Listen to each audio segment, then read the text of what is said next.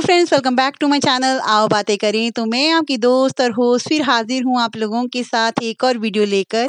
भगवान भोलेनाथ की सवारी नंदी जी के बारे में कौन नहीं जानता। नंदी जी भगवान भोलेनाथ का वाहन है।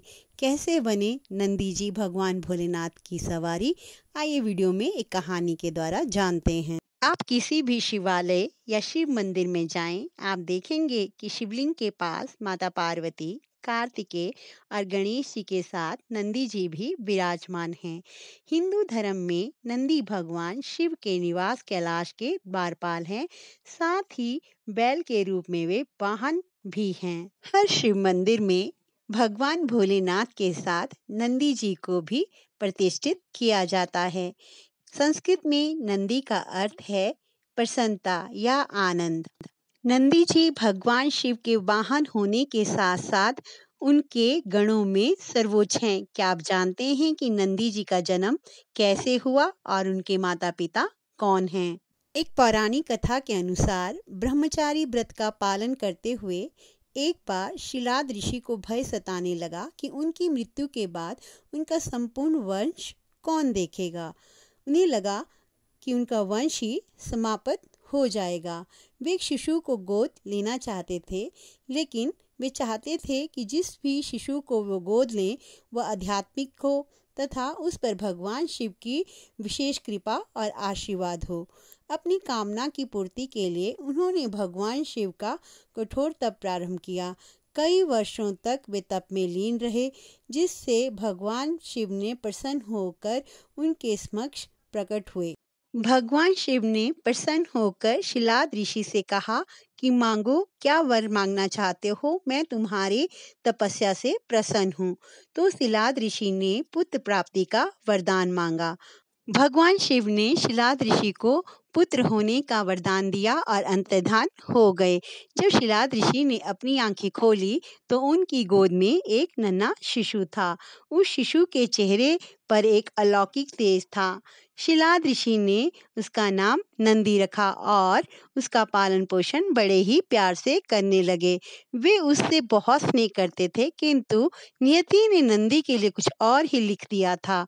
एक दिन मित्र और वरुण नामक दो संत शिलाद ऋषि के आश्रम में पधारे। शिलाद ऋषि ने उनका आदर सत्कार बहुत ही बड़े भाव से किया। नंदी ने भी उनकी बहुत सेवा की। प्रस्थान करते समय शिलाद ऋषि और नंदी ने दोनों संतों का आशीर्वाद लिया। संतों ने शिलाद ऋषि को लंबी आयु और खुशहाली का आशीर्वाद दिया, किंतु जब नंदी को आशीर्वाद देने की बारी आई तो उनके माथे पर चिंता की लकीर खींच गई। शिलाद ऋषि ने यह तुरंत भांप लिया। जब वे मित्र और वरुण ऋषि को आश्रम से बाहर तक छोड़ने गए तो उनसे पूछ ही लिया कि उन्होंने नंदी को लंबी आयु का आशीर्वाद क्यों नहीं दिया। तब दोनों संतों ने उन्हें बताया कि नंदी अल्पायु है। यह सुनकर शिलाद ऋषि चिंताग्रस्त हो गए। नंदी ने जब पिता को चिंतित देखा तो उसका कारण पूछा। शिलाद ऋषि ने नंदी को पूरी सच्चाई बता दी। पिता की बात सुन नंदी हंसने लगे। तब आश्चर्यचकित होकर पिता ने कारण पूछा तो नंदी बोले, पिताश्री, आपने मुझे भगवान शिव की कृपा से प्राप्त किया है। जिन पर शिव जी की कृपा होती है उन्हें कोई संकट छू ही नहीं सकता। यह कहकर नंदी पिता का आशीर्वाद लेकर वन में चले गए। वे भगवान शिव की तपस्या करने लगे।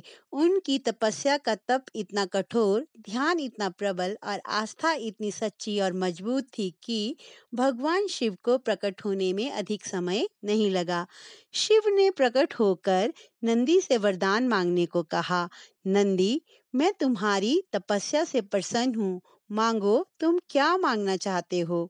नंदी ने पूरी उम्र उनका सानिध्य मांग लिया।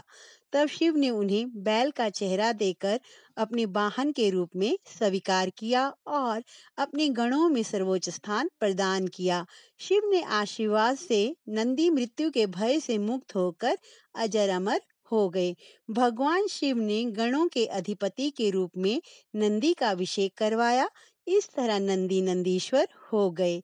भगवान शिव ने नंदी को वरदान दिया कि जहाँ उनका निवास होगा वहाँ नंदी का भी निवास होगा। माना जाता है कि तब से शिव मंदिर में शिवलिंग के साथ नंदी की भी स्थापना की जाती है।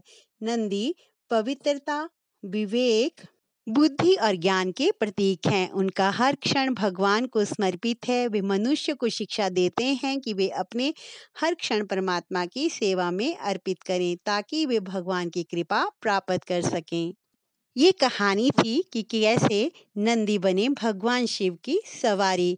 यही था मेरा आज का वीडियो। अगर आपको वीडियो अच्छी लगती है तो वीडियो को लाइक शेयर ज़रूर करें और चैनल को सब्सक्राइब करना बिल्कुल ना भूलें। जय श्री कृष्ण।